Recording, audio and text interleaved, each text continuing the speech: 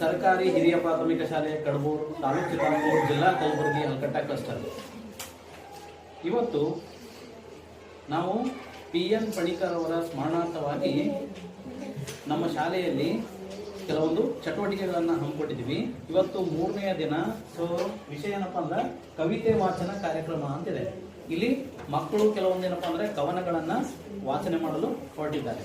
ಅದಕ್ಕಿಂತ ಮುಂಚೆ ನಾನೊಂದು ಕವನವನ್ನ ವಾಚನ ಮಾಡ್ತೇನೆ, ಕೇಳಿ.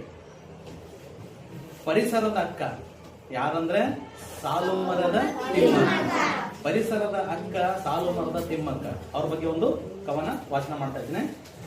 ಸಾಲು ಮರದ ತಿಮ್ಮಕ್ಕ ಹೊಂಟಳು ಬಾರದ ಲೋಕಕ್ಕ.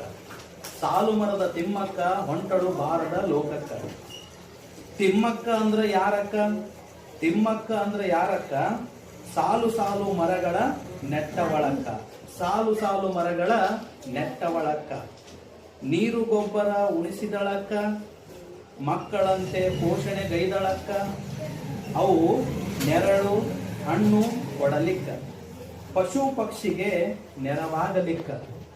ಅದೆಷ್ಟು ಪದಗಳಲ್ಲಿ ನಾ ವರ್ಣಿಸಲಿ ಅಕ್ಕ.